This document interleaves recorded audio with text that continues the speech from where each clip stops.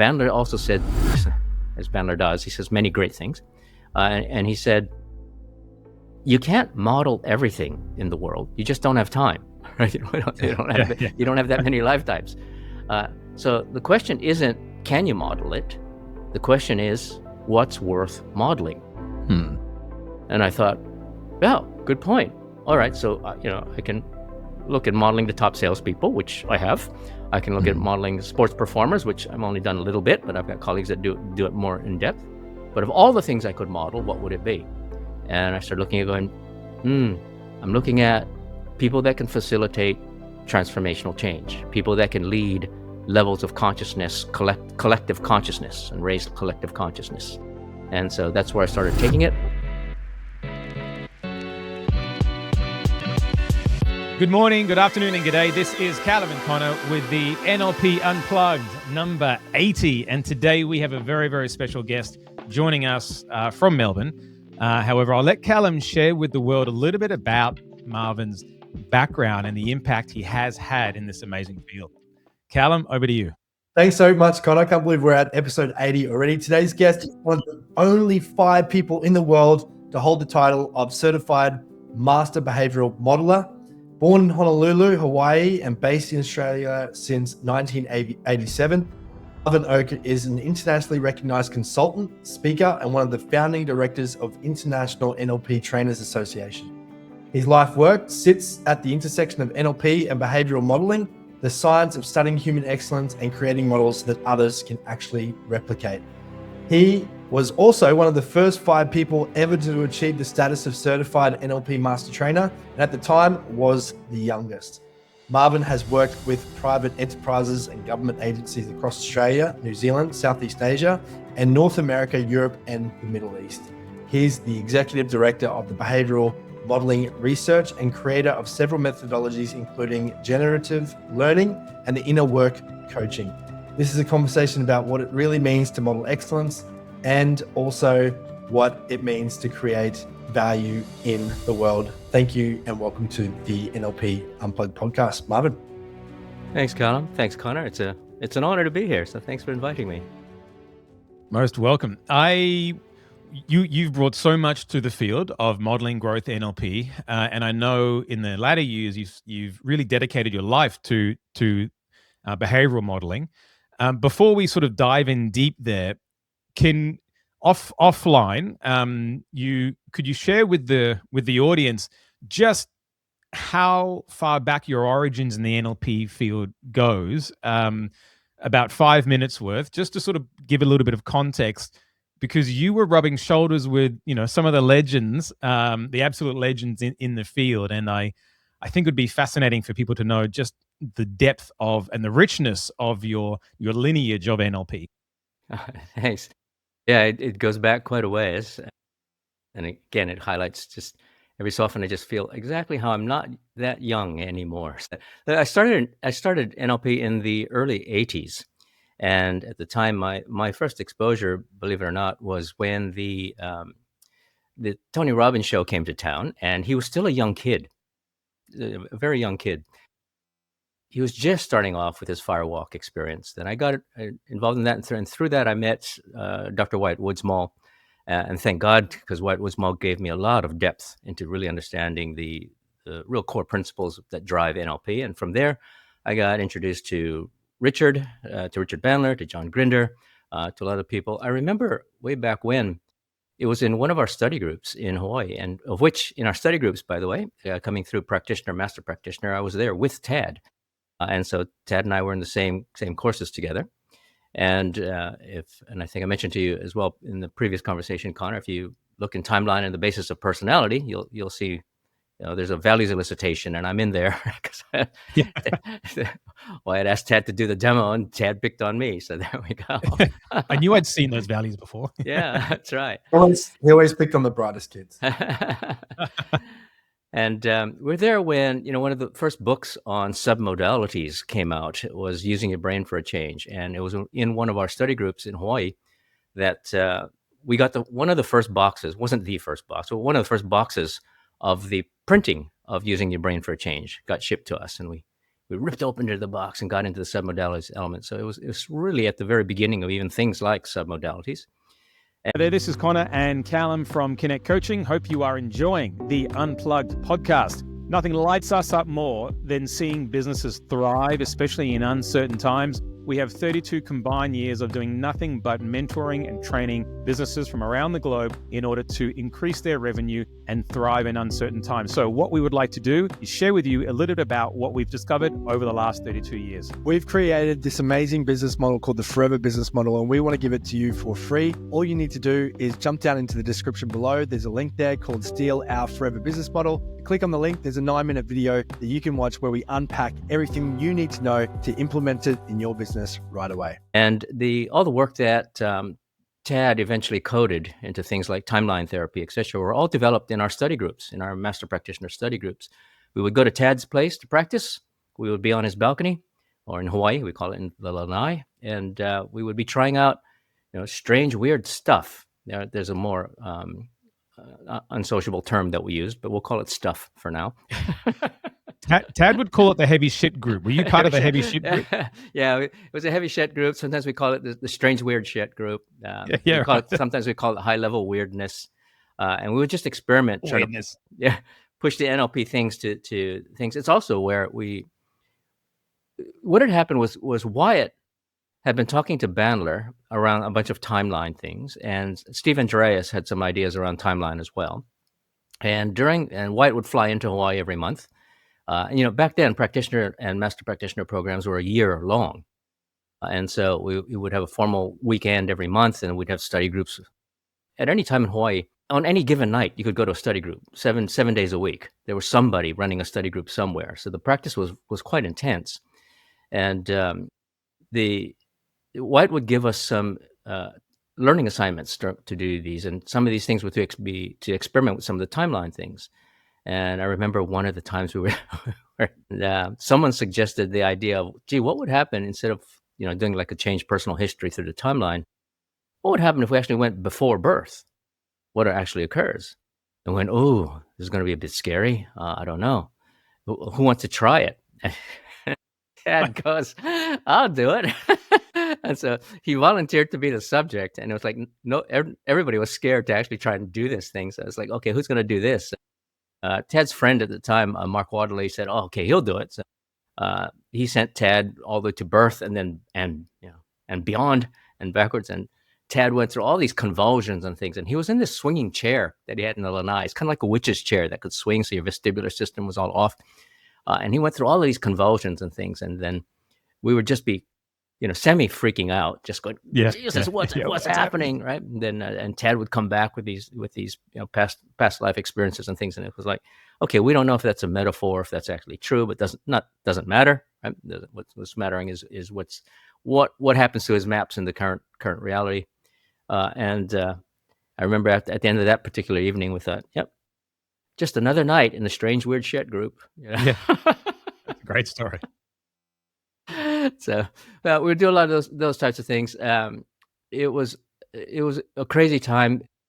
At the time when I started, there was Bandler and Grinder were in the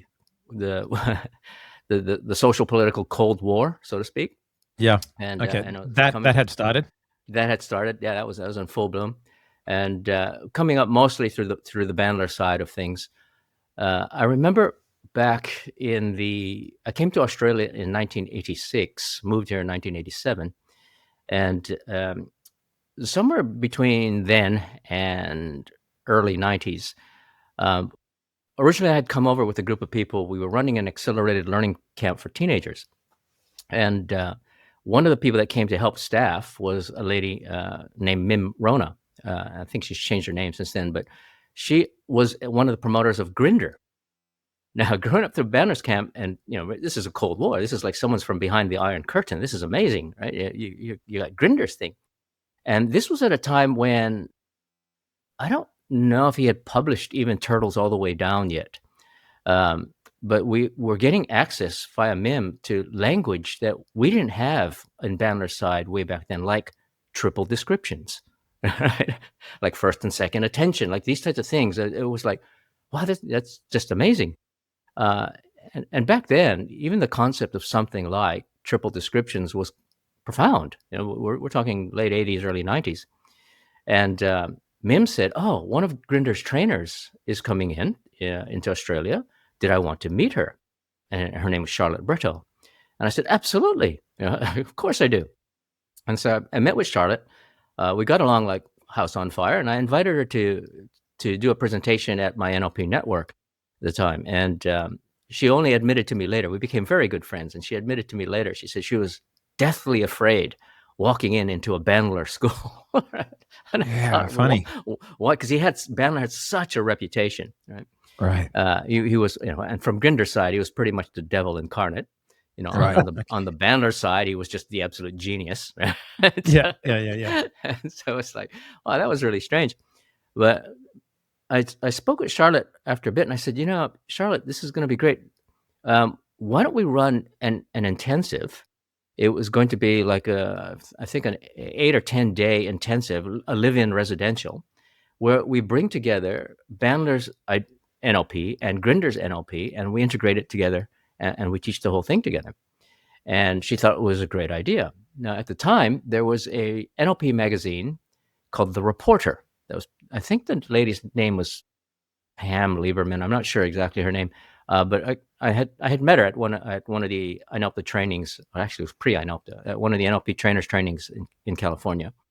And she had heard about this, so she gave me a long distance call, and she said, "Marvin, I've heard that you and Charlotte are going to do something where you're bringing together, John and Richard's materials together, and this is groundbreaking. This has never happened." And I said, "Yeah, we're gonna. It's really exciting." And she said, "Can I write this up in the Reporter?" And I said, "Absolutely not. Yeah. If you do that, Bandler's going to have my hide. There's no way that's going to happen." So we did the camp, and it was a fantastic integration. And from then, I just started to work on it. Back in the early 90s, I suggested to Wyatt, because there was so much, as you would know, in the NLP world, so much politics going on. Too much. Wyatt was at one time he was the head of INL, the International Association of NLP, but this was after he had that position, so he had left that position. And I said, let's just start up one. And I thought the leverage we actually have is not NLP people per se; it will be with the trainers. Can we do something where we can manage the quality control of how NLP is taught by trainers? And if we can do that, we might have more leverage around how NLP is taught more properly, ethically, with more depth, etc. Because it was about that time we started to see, the accelerated NLP programs coming in. We thought, how is that possible? Like, what's actually going to happen with depth at that level? So that's when we started INLPTA, the NLP Trainers Association, and Wyatt brought in his colleague Bert Feustel from Germany. And we started that way back in 94, I believe it was. I think the first INLPTA Trainers training was in Munich in 94. Second one was in Sydney, same year, I think it was. It all kind of started from there. So things kind of go way back. I've had numerous nights with Richard Bandler at various times, on and off. And you can kind of see, despite Richard's, if someone doesn't know, Richard's reputation is either that, it's either genius or devil incarnate. Okay. And there's no halves. There's no, No. there's no question he is a genius, but so is John. John is a genius in his own right as well, in a different way. But there are times when Richard was so outside the social norms that it was both scary, but also revealing. This was the kind of perspective required to build something like NLP. That's what it took. It took someone looking outside the box on an extreme level. And so some of those crazy nights that I was so glad I could live to see morning, that what an insight to the psychology that produced NLP. Yeah. You had your fair share of convulsions, did you? Yes. My negotiations with God. It's like, please, if you just let me live. Interesting. I always believe you have to displace common sense if you want to sort of do anything that is above average. Fascinating. Yeah, and I've had good chats afterwards as well, good opportunities to actually liaise with John as well. And then I remember when, I think it was year 2000 or so, that Robert Dilts had an NLP leadership conference in Santa Cruz. And I was there. And at the time, Richard was having his lawsuit against all of the NLP community. And Everyone. That's right. And I hadn't seen John for years. John did give me a phone call at one point when I still had my Melbourne and Sydney offices back in the early 90s. And so when I saw him again in Santa Cruz, John's amazing. He knew me right away, called me by my name right away. And I was just like, wow, I hadn't seen him for years. And of all the people he meets, so it was great having the multiple perspectives of all that, and looking at John, Richard, Robert, the range of different people. So I can go on forever, but extended 5 minutes, I guess. We love it. We love it because, I mean, for us, we're freshmen in a way to the field. Even though Connor's been a part of it for 20 years, I've been a part of it for 12. We still feel like we're the new kids on the block in many ways, but it's really nice to hear some of these old stories and of the inception. And that's kind of what the podcast has developed over time, just different pieces of the story from different perspectives. And it sounds, from your perspective, you're a bit of a bridge between two worlds. And through that, you were able to develop and draw upon different things from different codes. And like you said, different pieces of language that you didn't have. So it was almost like different pieces of the puzzle coming together. And then from that, you kind of evolved the field in your own way with your own IP and with your own, language around what it was called.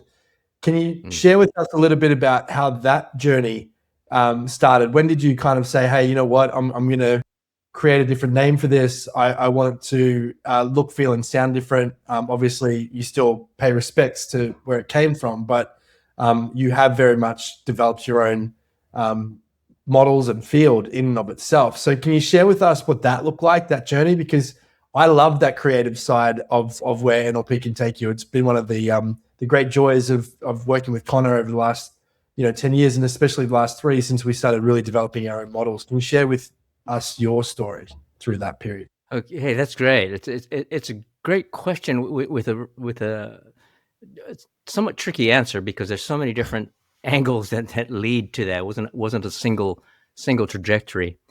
Perhaps one angle would be with when I had my own training company. I remember when I first became an NLP trainer, much less before I even became the master trainer. When I got my trainer certificate, I asked Wyatt. It was a certificate signed by Wyatt and Richard Bandler, and I asked Wyatt at the time, what does this mean? Like, what does this entitle me to do? And probably very, very similar to both of your approaches to NLP and where it's going next. Wyatt said to me, it means anything you want it to mean. You make it mean something. And at which point, my choices were obvious. It was either it means it means nothing at all, or it means whatever. Literally, I can make it mean something. So I said, all right, I'll make it mean something. So I started, based on the history with Charlotte, I started to pull together an entire curriculum for how to actually, what I would assess a practitioner, a master practitioner, and a trainer in terms of criteria that integrated John and Richard's viewpoints, plus a few other things, some of Bateson's work, etc. It eventually just got adopted as the International NLP Trainers Association's curriculum and assessment criteria, because it was quite comprehensive.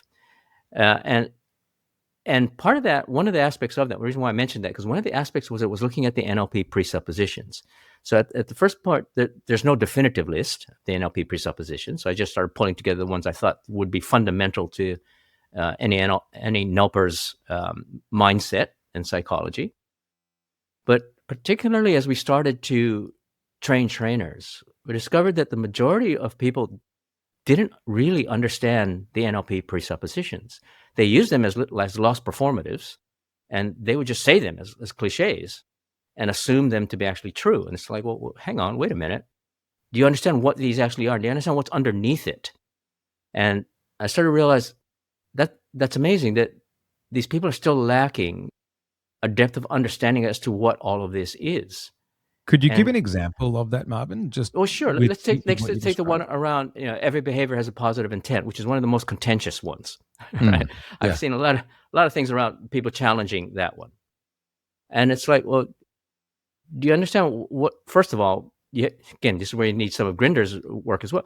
Do you understand that this is not coming from a third position? We're not saying it has a positive intent and in terms of what it's trying to do for other people. Right? It's meant solely for the person. And the question is, what is positive and what is intent? Okay, what is their intention that is unconscious? Can you have unconscious intent?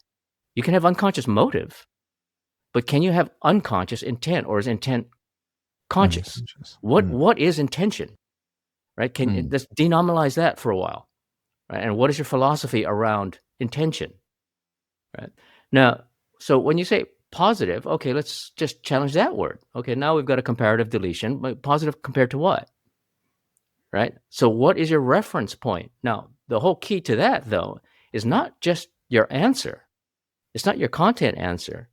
Is that, do you understand I'm going to have to be careful about this word. This is another one, which is when I use the word logical level, but it is not the way Robert Dilts uses it.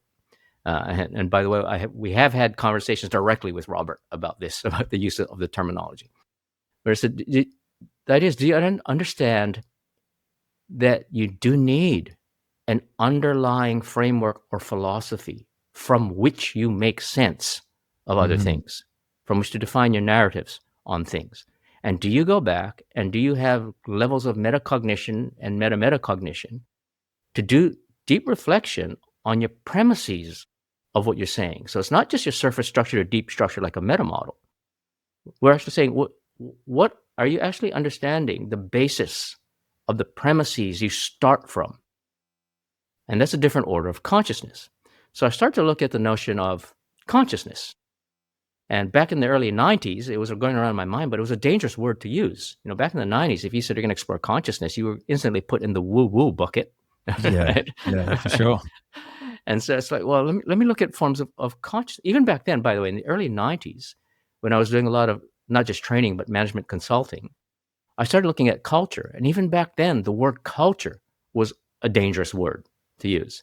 I think at the time in management circles, I could only find 2 books I could really access on culture, on organizational culture. And I started to find, from a modeler's perspective, the fallacies of how they are, not fallacies, the problematic approaches that they were using, the premises they started from that led them down the garden path and looking at culture. So I started coming back just saying, okay, over the years, I'm now a lot more comfortable, in fact, quite bold in saying I am looking at levels of consciousness, because there's a lot more to it now. But back then, it was a dangerous word to use. But I'm still looking at consciousness. Now, then I had a conversation with Richard, with Bandler. And Bandler said something that absolutely shocked me at the time, because at the time, I was an NLP enthusiast, right? I was a born again NLPer. It was like I saw the light. NLP changes anything. NLP will do anything and everything. Everything's possible with NLP. Any of your problems can be handled by NLP. And everybody needs to learn NLP because it is the fundamental thing for everything. Yeah. And then Bandler said, if you want to find where NLP stops working, you'll find it. And I went, what? How is that possible? Because everything will have to come back at some point to behavior. Everything will have to come back to some point to your maps of the world. What does he mean? And I started to explore it, and I started to find, oh my, there is a point where NLP stops. And again, you look at its underlying philosophy and its premises. And as powerful as NLP is, and all the work I do is still founded on it. It's still based on it. But you can't stop there because there will be a limit to what it can do within its paradigm. And one of those areas in particular was levels of consciousness. NLP by and of itself does not facilitate that. It can, if you know how to work with it, but by and of itself, it's behavioral. It simply changes behavior. And it's what we can call horizontal change. It's kind of like, your transformation is actually horizontal rather than vertical, rather than evolutions of levels of consciousness. And so I started to look at that, and that's where I started to not only apply NLP that way, but that's where I looked at behavioral modeling. And Bandler also said, as Bandler does, he says many great things. And he said, you can't model everything in the world. You just don't have time, right? You don't have that many lifetimes. So the question isn't, can you model it? The question is, what's worth modeling? And I thought, yeah, good point. All right, so I can look at modeling the top salespeople, which I have. I can look at modeling sports performers, which I've only done a little bit, but I've got colleagues that do it more in depth. But of all the things I could model, what would it be? And I started looking at going, I'm looking at people that can facilitate transformational change, people that can lead levels of consciousness, collective consciousness, and raise collective consciousness. And so that's where I started taking it. And so my pathways now looked at modeling for second order, what's called second order change. How do you model leaders that can lead and enable second order change, or individuals that can do self-facilitation? How does that apply to transformational coaching? So if you're going to be a transformational coach, how do you do that so that you can actually elevate people's levels of consciousness, so for vertical change? And again, behavioral modeling gives us the stepping stones for that. I look at change agents from systems thinkers, and how do you look at complex living adaptive systems, and how do you actually lead changes where you've got dynamic complexity, you've got reinforcing loops that keep coming, neutralizing change to come back to status quo. And so this is all the levels that or not all, but these are the many directions that I've taken things. How did you decide, now I'm conscious of my language, how did you decide this person is doing conscious, I mean, you didn't use the word conscious transformation, but how did you decide this is the person that I want, like this person's producing the result of conscious evolution or helping people evolve? And what does it even mean? I mean, how do you measure or quantify it, That's right. Yeah. All right, lovely question, because it comes back to what I was saying earlier, which is part of the things you have to come back and challenge from what framework, what philosophy are you coming from? All right, and what's the basis of that? And it's a recursive process. So again, there's at least half a dozen angles I can try and answer your question because it's a very important one. Maybe I'll try and answer a little bit more directly first. Normally what I would do is I'll give you all the background premises first and then bring them all together. But maybe because of your listeners, I might cut to the chase and keep it relevant immediately from the start. Okay, it probably comes from my work on what I call generative learning. And it started with Gregory Bateson's model around logical levels of learning, which many people misunderstand. I put it out there in the late 80s, early 90s in my approach to it. And then because I didn't frame it properly, a lot of people think that what I said back then was what Bateson said, and it's not. It's like they haven't ever read Bateson's original paper. If you look at where learning level 3 occurs, which is transformational, it's reorganizational.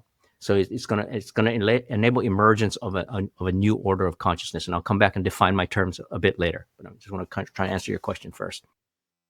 I started to identify that so-called transformation or vertical change. How would we know? What's our sensory-based evidence procedure for this? Right? And I started to find, well, there's going to be, first of all, before we look at the specifics of sensory-based evidence procedure, what categories are we looking at? What are we actually looking for? So this is what's called a logical typing issue. And one of the, again, many profound things John Grinder said is, Grinder said in a modeling program, he said in his years of looking at masters of their field, whether it's arts, music, sports, whatever it might be, he said he discovered that all forms of mastery first begin with a sorting process. Now, I thought that was quite profound. With a what process? With a sorting process. Sorting, yeah. Okay. Right? So he's saying that one of the things that will lead to mastery is your ability to make refined distinctions. You make distinctions that make a difference, and you make better and more distinctions than others who are not masters, right? So it's basically, again, and which I thought was interesting on several counts. It's a slight divergence here. It was interesting on several counts because Grinder was so much about unconscious modeling. So you got the two different forms of conscious and unconscious modeling, and the false dichotomy of either or, whereas in fact you need both. Grinder at the time when he was developing New Code, and I watched him and Judy. He was still with Judy at the time. That's how far back this was. He had just released Turtles All the Way Down, and he was talking about, really, he had a great disdain for the conscious mind, and he just wanted to bypass it altogether, and which was great. It allowed him to, exploring that path allowed him to find a whole range of great things. In the back of my mind, I'm thinking, is that true? That at one level, philosophically, that doesn't kind of make sense to me. Choice. If everything's running unconscious, you're running on default. At some point, you have to choose. And even he did, when he actually chose to actually go into what he called states of grace. Or that was a choice. You have to make a choice to do that. So, and there's a role that consciousness, or that the conscious function, I won't say consciousness, that the conscious function plays. So coming back to the point, sorting. What is the sorting process to looking at transformation or vertical change? And I discovered there were 6 domains where I can start to begin to do some calibration as to whether or not we're seeing signs, emergent properties of someone making transformational change. And the first is all NLP. All NLP people would understand the word. So one of the first is going to be epistemology. You're actually going to see in their ways of knowing the world are going to be different. Their ways of making sense of the world. Then there's going to be in their ontology. Their way of being will start to change. Then it's going to be in their teleology. Their sense of purpose, or their end purpose, will start to change. Their feed forward. Now it's important because it's the feed forward loop that sets up all your feedbacks to make course corrections in life and how you think things are going, and etc. Then there's phenomenology, your subjective experience, the way things occur to you, the way you experience things. Then there's praxis. How does all of this show up in your behavior? And then there's going to be levels of cognition, metacognition and meta-metacognition. Now, the meta-metacognition element is really critical. So your ability to do not only self-reflection, but also reflect on the way you're doing self-reflection. And you can hear it in their language. You hear the logical level changes in their language, for instance, when they are articulating things. And so one of the ways that we're going to start calibrating things is going to be in those 6 domains, is what I'm starting to track for in the various forms. So in order for it to be transformational change versus change, the difference between change and transformational change, you're looking for change in these six sorting, in these six in these 6 areas, right? So areas, yeah. The other way, and part of the other background to this in terms of change is being conscious that this is just a metaphor. So if we use the metaphor of direction, and we can look at levels of consciousness changing in terms of the context of change in consciousness. We can look at it in terms of direction, horizontal, vertical, and oblique. Some of the terminology borrowed from the Gravesian worldview theories, which is on the same plane. I would also make the complex equivalence to that as first order change. Can you give me an example of horizontal change for our listeners? Yeah. So asking for a friend. Yeah, exactly. So let's say someone says they have a goal to turn their business to go from a plateau of $500,000 a year to $1 million a year, and they're struggling and they don't know what it is, right? They don't know what seems to be in the way. So we're great, and we start to find, okay, there's a couple of limiting beliefs that are in the way, and so let's do that. We might do a change personal history. We might do whatever. We might upgrade their identity with a swish pattern, whatever it might be. And it's like, great. Now they are a far more effective person, and they can turn their company into 1 million. They're also more productive, and they do a range of things. Great. So that's horizontal. That's horizontal. They could actually say that was the session with you was transformational, right? They were stuck, and now everything. And it's true. At one level, it has transformed. The form is different, but it's a horizontal change. What you are is a better version of who you were. Yes. Okay. Right? Just better. Right? Better based on obviously where you articulated where you were and where you articulated where you want to be in order to get from A to B. Same goal. Yeah. The word we use is you're better.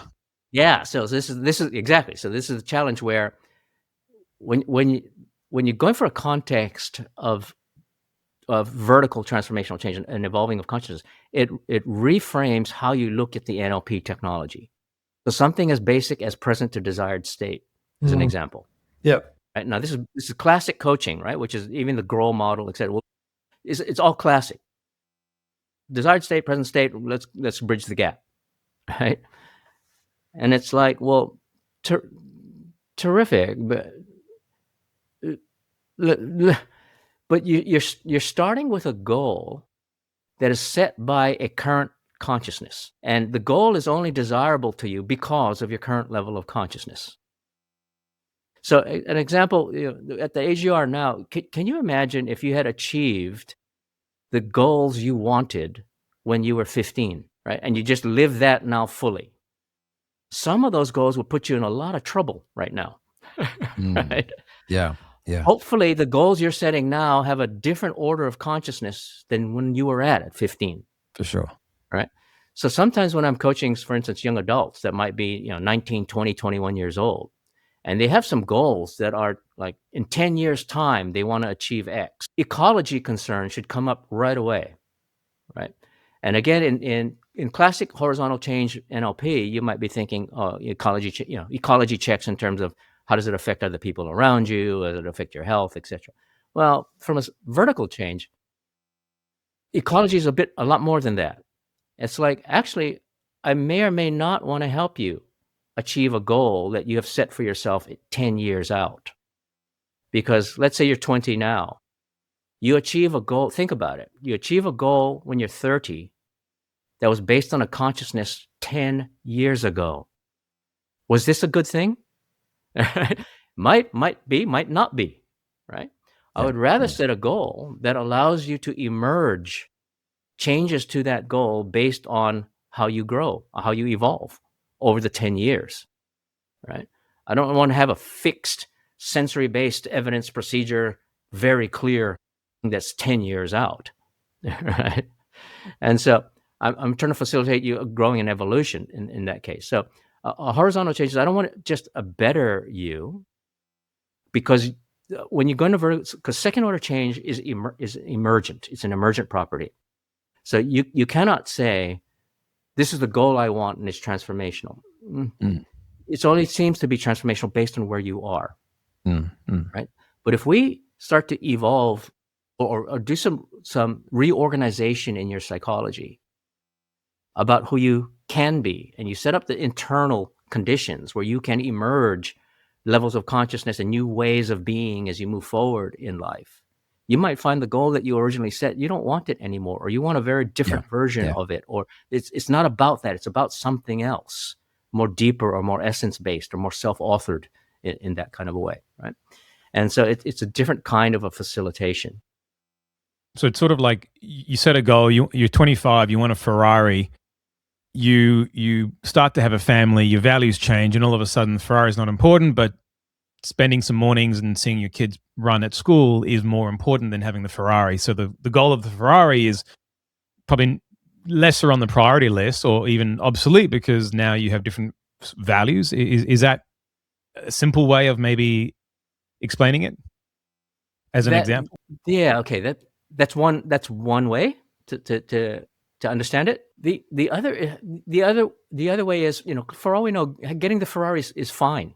We don't know. And then people say, well, how can you have both? The question isn't this or that. It's how do you have both? That's right. That's right. So that's a horizontal change issue, right? How do we problem solve? Look, Robert Dilts has some good language around this, right? Which is, he talks about a problem space, but then because it's still very NLP centric, he'll then instantly introduce solution space, which is like a present to desired state model, right? How do we overcome the what prevents? And that's great. From an NLP viewpoint, that's 100% appropriate. That's really wonderful. What's important to recognize is your problem space is only experienced phenomenologically. It's only experienced as a problem because of your current level of consciousness. At a different order of consciousness, you might not experience this as a problem space at all. May not even be awareness. Correct, right? Yeah, because it's irrelevant, right, to your way of being. Right. Problems as a 5-year-old are no longer problems as a 46-year-old. Exactly, right? So even the applications of things like meta model, right? So one of the frames around, again, so many people really don't understand the meta model. They only understand that as the challenging of the 14 meta-model violations or meta-model distinctions, right? They don't really understand the premise of it. And it's important to realize that all of NLP comes from the meta-model. But when you hear that kind of a statement, you have to kind of go, well, how's that possible? How do we get things like change personal history or negotiating between parts coming from this linguistic pattern? Because it wasn't about the linguistics. Linguistics was the entry point, right? But that's not what the meta model.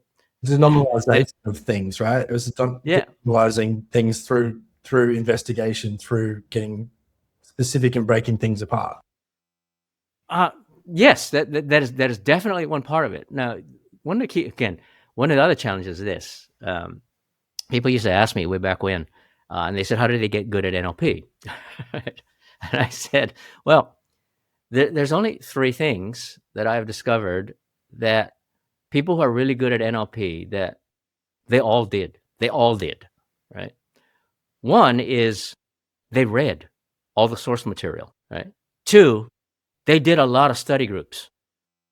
They practiced a lot, right? 3, they applied it to their life, right? They had to save their life in a lot of ways, right? They had something really important that was existential to them, and they applied NLP. So now they knew the depth of what they were actually dealing with, right? And I said, no, these 3 things are really important. I'm going to come back to the first one about having to read.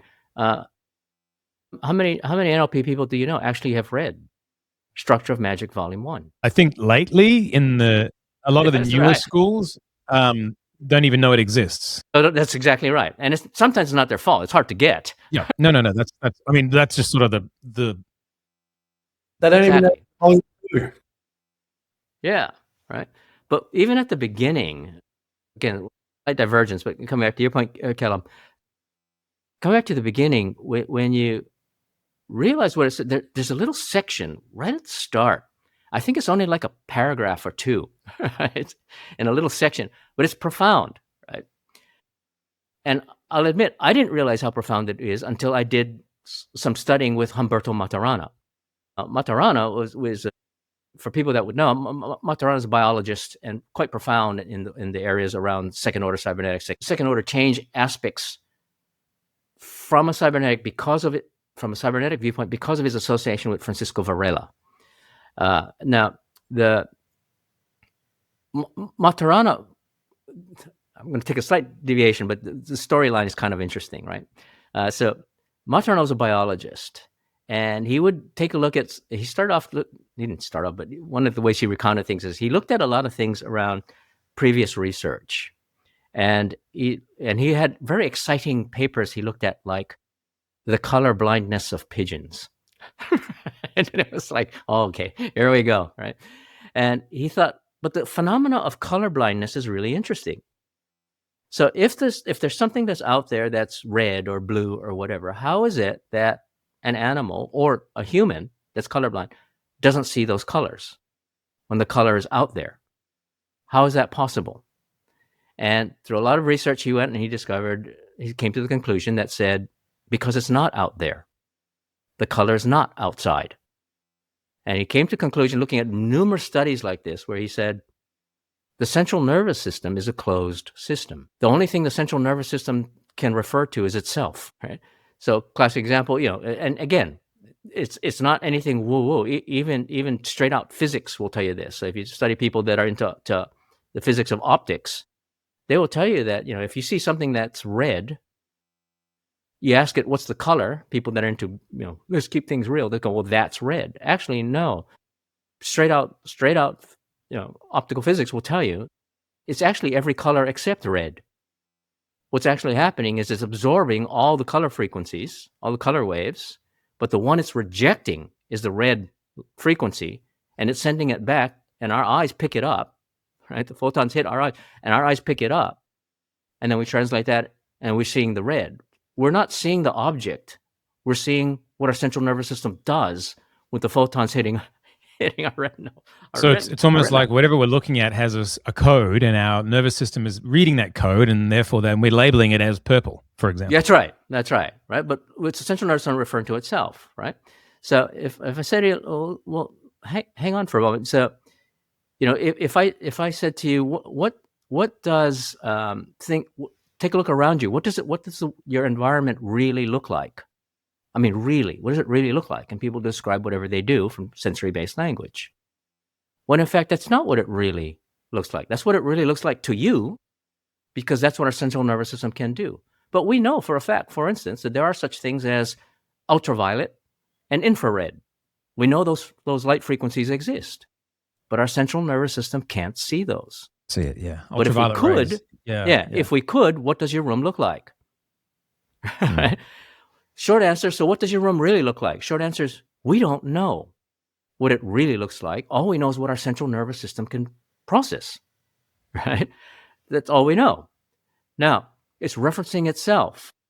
Now, this is very important because in the early part of Structure of Magic, Volume 1, it will talk about how we have, when we make maps of the world, we generalize, delete, distort information.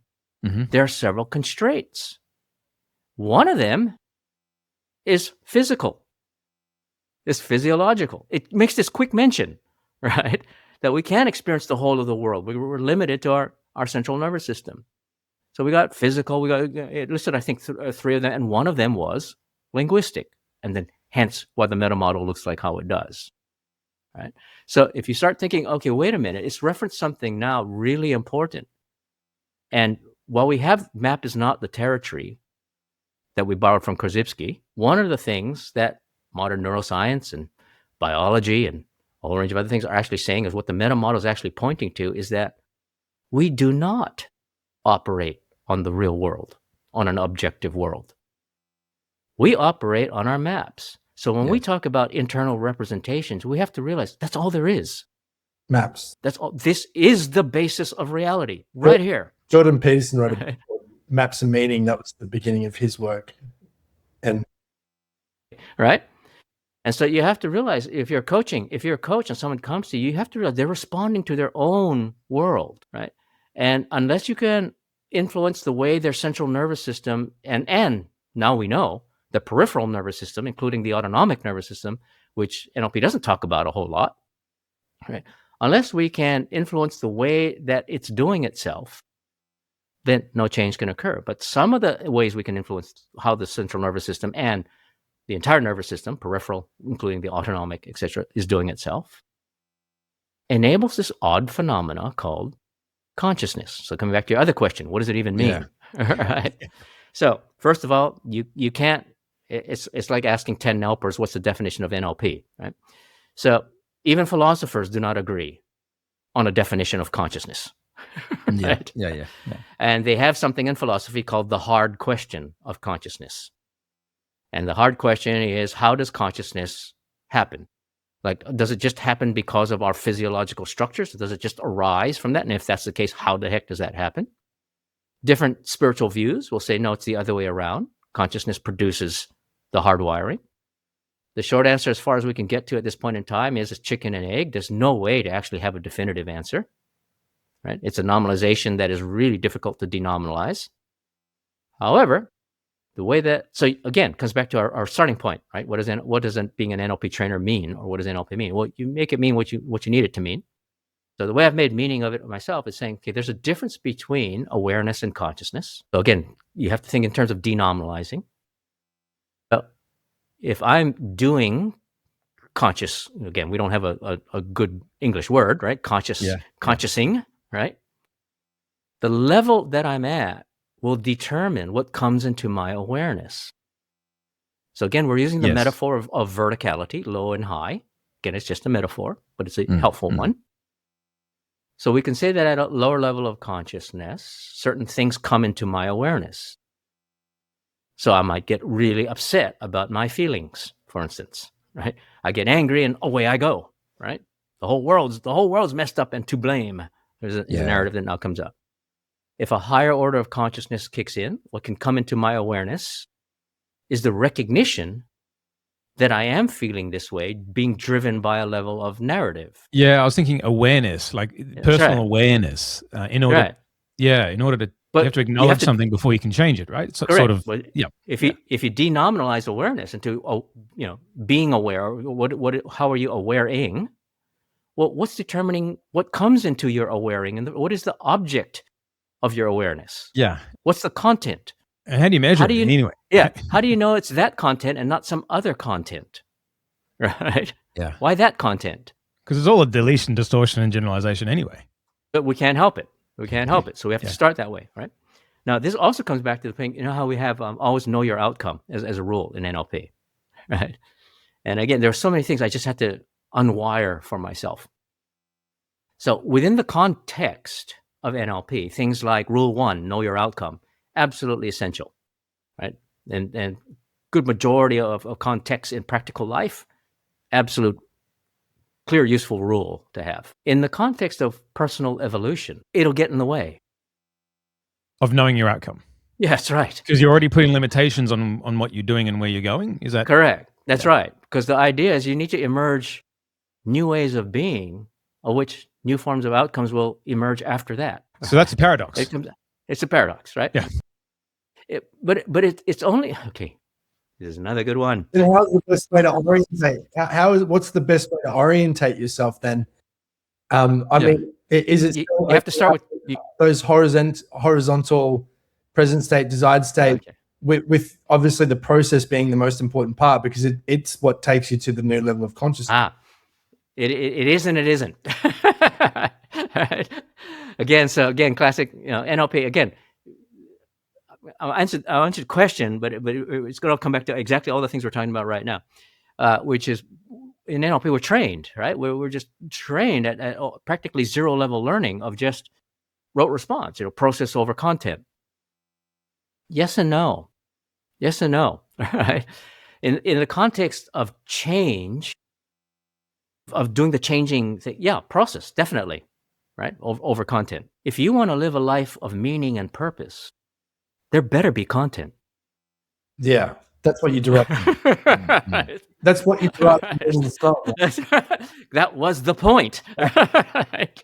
And I guess content also presupposes environment, and environment influences the physiological nervous system. Correct. But again, you have to keep in mind, when we say content, what do we mean? Now we're back to meta model. Content comes in the form of language and narratives. Okay, we can go to work here, right? So it's not this false dichotomy of process versus content, right? You have to kind of unpack it at a much deeper level. But come back to your original question. How do you sort all of this out? How do you actually do this? So there is this, I won't say obscure, but it's a lesser known meta program. And I think it's crazily important. And when I first learned of this meta program, I went, well, this explains a lot of things. And it's called the content to context ratio. And some people have heard of it, some people wouldn't have. And basically the way to understand that particular meta program is, how much context do you need before you can get into the content? Now, there's also a difference between giving versus receiving, right? So when you give information, what is your context-content ratio? And when you're receiving information, what is your content-context ratio? So for myself, left to my own devices, I generally prefer really high context, right, in order to make sense of content. Hence why the NLP presupposition, all meaning is contextual, to me is quite profound. Yeah, right? yeah. And I'm surprised how many people don't sort by context first. They get straight into the content, then their conversations are intractable, because it's like your contexts are sliding all over the place. No wonder you're having a hard time making sense, e.g. making meaning of the conversation and where it can go next. Now, I've been tracking this over time, going, how is it possible people miss context? Number one is because they don't have a way to actually do contextual marking. They don't have a way to know when the context has changed. Again, how is it they don't have good contextual marking? Because they don't have the processes for logical typing to know when one thing goes to one category or another. How is it because of that? So there's a lot of things around what goes underneath all of that. But coming back to your question, Kallum, the way to start is first, what is the context? Is the context achievement? If that's the case, NLP is beautiful. Nothing, you'll be hard pressed to find a lot that's any better than NLP in the achievement paradigm. If it's behavioral, great. NLP is the context. NLP is the way to go in this kind of case. If it's the context of personal evolution, okay, NLP will play a part, but it's not where you need to start. Yeah. You can't start there, because if you do, you'll be limited to a behavioral paradigm. And so you're not looking at emergence. You're looking at a certain uncertainty. As an example, as I said, know your outcome is a big thing in NLP. Absolutely right in an achievement context. Mm. But if you are about evolving yourself spiritually or higher orders of consciousness, and you start to realize, you're like in Buddhism, right? There's no I, right? When we talk about in NLP, when we say I is the ultimate nominalization, thanks to Bateson, right? Mm-hmm. But you can say I is just a set of processes. But what if we actually said further, which is there's no I, which is what Buddhists will say. There's no I at all. Don't even bother with processes. There's no I to have processes to. There's no I. Any sense of I that you're trying to even, in our language now, trying to denominalize, doesn't exist. You're trying to denominalize something that doesn't exist, right? Because what the only sense of I that you're trying to denominalize is some narrative, some story, some representation of yourself that you're trying to turn now into processes. But what if that self didn't exist at all? Then you have to ask, well, who am I? And there's lots of spiritual teachers who will tell you it's a nonsensical question.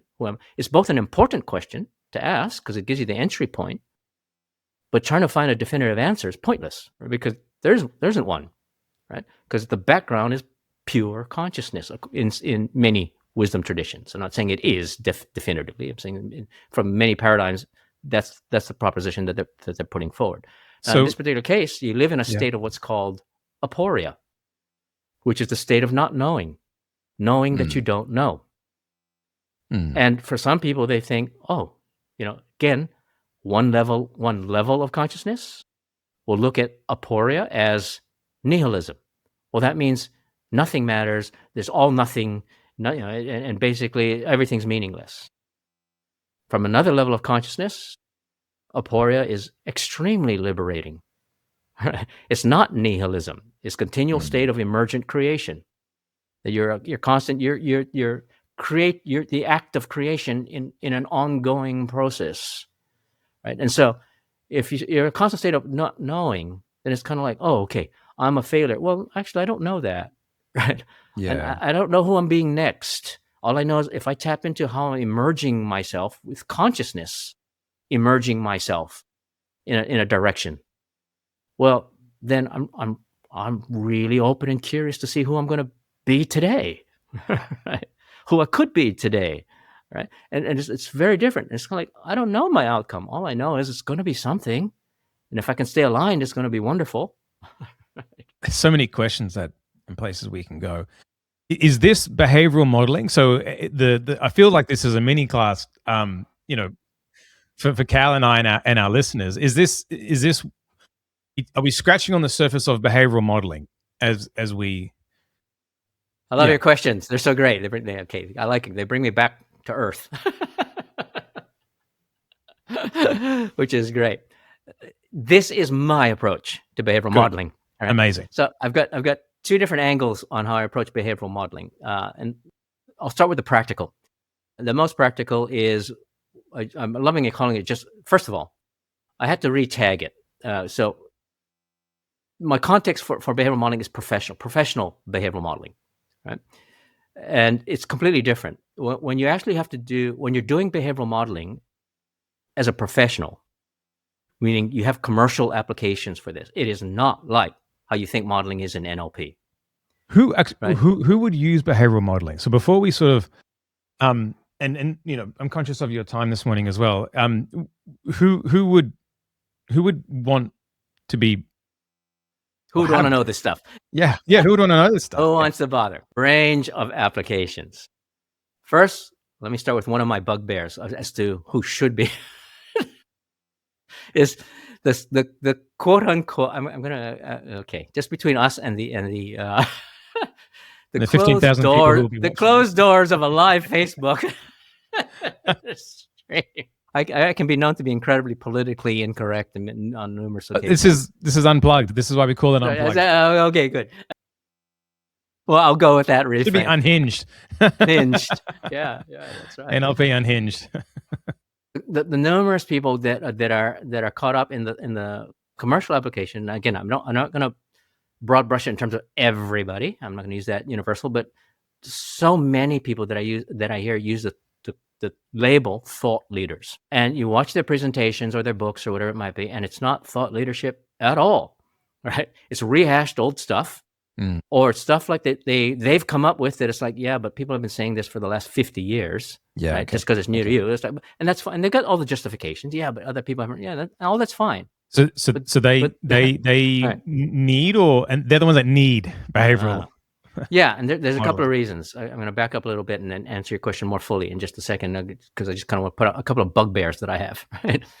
So part of the goal that I'm after is how do I play my part in enabling wiser decision making in society? And for that, it requires second order change. It requires people to actually evolve in consciousness for wiser decision making. Now, if we want to get into it for another hour, I can talk about my philosophy around what is wisdom, etc., and what it is and isn't, and how does that work.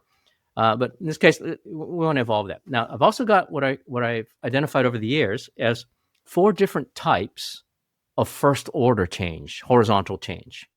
The 4th one is most important, right, for relevant to this conversation. The 4th one is changes that lock in the current system. They make it harder for the system to actually transform and evolve, right? And so when we have, quote unquote, certain thought leaders, not all of them, but certain thought leaders that go out and pitch really mundane, pedestrian content, there's no real breakthrough in their content. And if they got more people that are thinking, this is great, we've just locked in we've just dumbed down society, right? Society is like, this is it. You want them to just do this, right? Let's take, with people that are keynote presenters, you've got 45 minutes to an hour to make a profound difference in people's lives on a big scale, right? At the end of this 1 hour, what are you going to have them walk away with? Something that locks them into their current paradigm, or give them a chance to actually see the possibility of real evolutionary change, at least in what we call an oblique change. They might not be able to go vertical, but at least they'll get a glimpse, or as Ken Wilber calls it, a one taste, right, of possibility, right? That's a different thing. But for that, you can't just go up there and trance them all out, right? You can't just Milton model a whole group and expect to be commercially successful. You still need content, but you need second order content. So it's amazing how many times I look at online marketing, and a lot of the online marketers will say one of the challenges a lot of people have is they run out of content. In their podcast, they run out of content. They run out of content of program. It's like, as a modeler, you'll never run out of content. Right? Yeah. As a modeler, you'll always. There's not enough time. Your life isn't long enough to model everyone. Right. So if you're going to put out content, do some behavioral modeling, find where the second order change really can occur that makes a difference for people, turn it into a practical behavioral thing that they can actually do that takes them to the next level, and put that out in the world. Right? Now, on practical things, people that are CX and UX designers, customer experience, user experience designers, people that are into market research but want to go at a deeper level can also use behavioral modeling. I think every large corporate in their HR department, they've got trainers, they've got coaches, they should have modelers to capture the core talent that they've got. People that are also thinking in innovative ways and capture that as people move all over the place. You're always finding, you're always, now keep in mind with Will, you see, in NLP, we often talk about you're trying to model, excellence. You're trying to model the top performers. In a commercial context, that's only one application, one of many applications. I find a lot of the work I have to do before I even bother with any of that is diagnostic modeling. I actually have to model the problem state. Yeah. How is it possible that people don't make the changes? Right. And then you can. It's then like I know where to. Yeah. Finding the fault in the engine first, and then knowing how to. Then I'll know where to look. That's right. I know where to go. Right. And so there's so many other aspects of this. Now, I also find talking to people in those particular fields, UX designers, content creators, etc. The term behavioral modeling it came out of the origins of NLP, and we use that term. But out there in the field, in the commercial world, behavioral modeling is actually a term, and it's used in at least 3 or 4 different ways. And I started to find most people misunderstood it when I actually said the words behavioral modeling. But once I actually coded it as neurobehavioral modeling, the people understood it right away. They understood it. They went, "Oh, you're not talking about just behaviors." Yes, he's talking about changing. That's right. Something up, something to do with up here. From just to jump in here, Marvin. From a timing perspective, we are. Cal and I are NLP, like we love this, and we would love to have you back on it took about 4 months to lock in this date, but maybe if we book early, we would love to have you back on. And I'm here. I can see the comments that people are writing, and they're really, really engaged and really enjoying this content. And everyone here is NLP trained. And where can they find out more about you, Marvin? Where can someone find out more about behavioral modeling, learn to do it themselves, under your tutorage, and then maybe even apply it to, maybe they're a corporate trainer, maybe they teach NLP and they would like to bring this in? Yeah. First place is my website, behavioralmodeling.com. And behavioral modeling is spelled British style, not American style. So www.behavioring modeling. Yeah, behavioral. Yeah, behavioral. Behavioral. And modeling has 2 L's. Mm-hmm. Is that .com? .com, that's right. Okay. The other one I am in the process of launching very soon which is the applications, the outputs of the behavioral modeling process. So behavioral modeling creates intellectual property. And then once you have the intellectual property, you come up with 1,000 ways to commercialize it. Some of the applications, therefore, show up in my website. Again, I'm in the process of launching it, so you'll see a placeholder website for right now. It's PCAN, PCAN .online. PCAN. And this stands for Professional Change Agents Network. So again, I'm targeting people that do change as a profession. And I'm not there looking at your classic, institutional change management processes. I'm looking at people that are wanting to look at transformational change in terms of either you're a consultant dealing with whole system change or cultural change, or you're a transformational coach trying to create vertical change within an individual or a group. So therefore, professional change agents, so pcan.online. And then I've got my own coaching website as well, marvinoka.com. I also have a colleague that I work with, and we do transformational leadership development in the educational sector. And that's called Platypi, PLATYPII, spelled wrong for all the right reasons. PLATY, is it? Yeah, PLATYPII, platypi.edu.au. Okay, perfect. Yeah. Amazing.